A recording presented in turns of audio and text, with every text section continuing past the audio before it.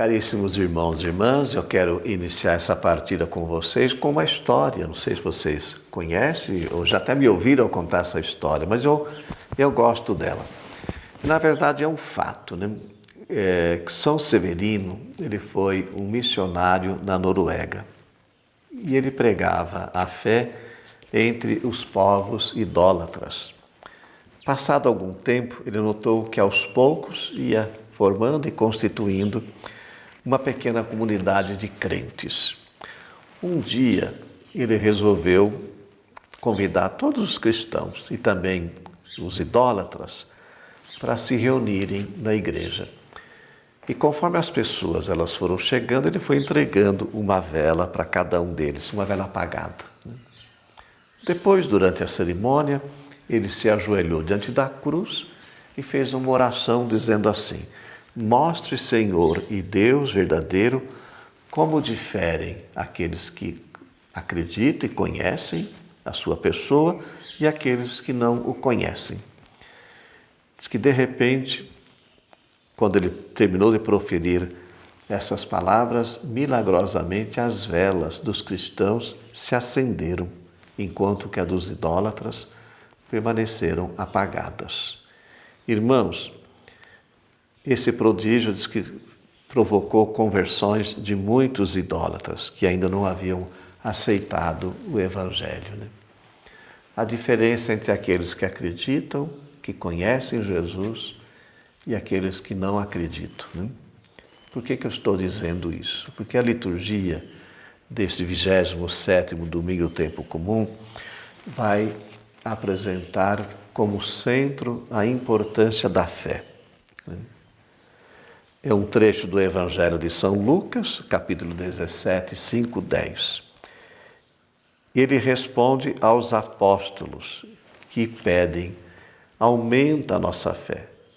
Eles fizeram esse pedido para Jesus: aumenta a nossa fé.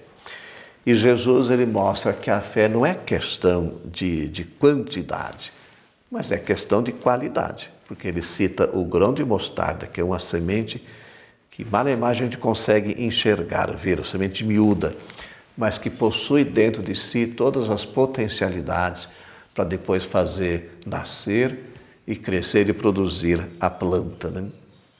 Esta é a fé, né? Ele orienta que a fé, se for autêntica, se a sua fé for autêntica, mesmo sendo pequena, com certeza vai produzir.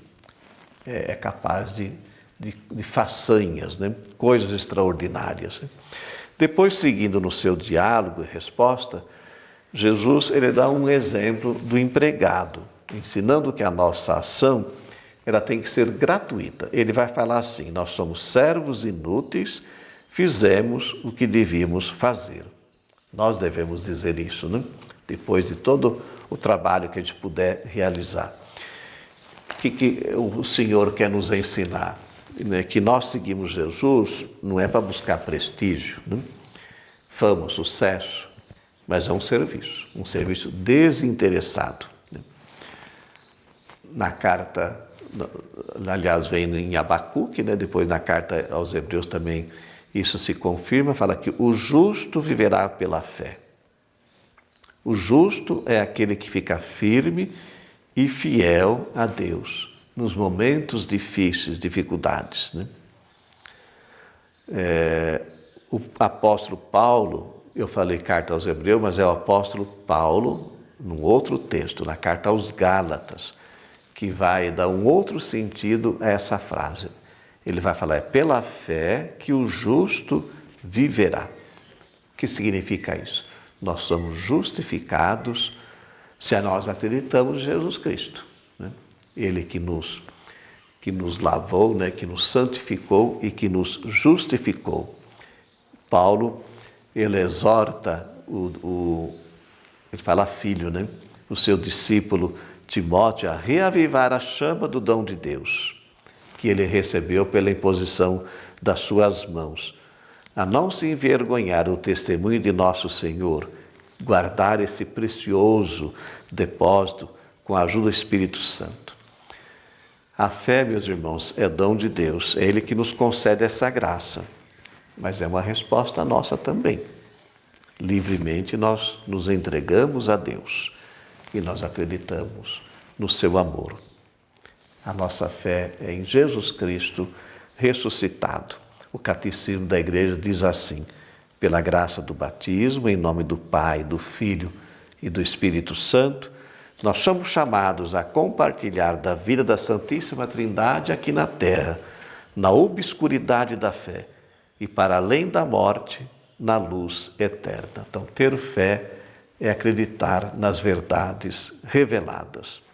Nós confiamos naquilo que a Igreja nos transmite, que foi revelado por nosso Senhor Jesus Cristo. Irmãos, quem tem fé sabe que Deus é Deus e que nós devemos confiar e acreditar sempre. Não vamos deixar que essa chama se apague. E nós a cultivamos quando nós rezamos, lemos a palavra e principalmente celebramos os sacramentos, celebramos a Eucaristia. Eis o mistério da fé, nós dizemos na missa, né? Mistério que vem pela graça de Deus, que nós acolhemos e procuramos com a nossa pobreza dar a nossa resposta na fidelidade e no amor. Abençoe-vos o Deus Todo-Poderoso, Ele que é Pai, Filho e Espírito Santo. Amém.